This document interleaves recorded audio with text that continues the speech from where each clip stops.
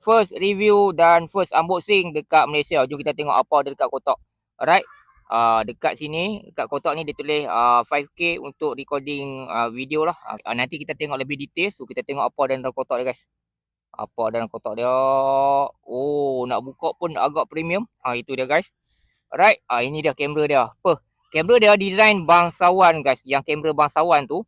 Berat juga guys. Agak berat. Alright. Terkejut jugalah baiskeli agak berat. So apa ada dalam kotak, jom kita tengok. Itu dia. Okay, lanyard dia bagi. Okay. Kemudian dia ada card adapter dan juga kabel untuk pengecasan. Okay, so apa lagi ada? Dia bagi bag yang premium juga bag dia ni. Agak premium bag dia. Dan dia bagi apa lagi? Kain untuk lap. Dan juga manual lah. Manual Red Buffalo. Okay. Okay. Baiskeli agak surprise lah dia punya weight dia. Okay, dia punya berat dia. Dia punya berat. Kualiti dia. Wow, kualiti dia sangat nice guys.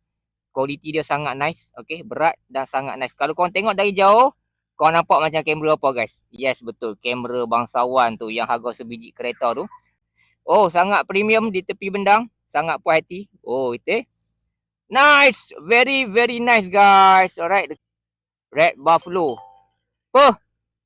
Sangat premium. Dia punya screen guys. Sangat besar dia punya screen guys. Screen sangat premium guys. Ui, tak sangka guys. Touch screen lagi. Touch screen lagi guys. Very nice. Tunggu next video guys untuk kualiti dia guys. Nak beli cepat grab. Sebab stok limited sikit dekat Malaysia sekarang.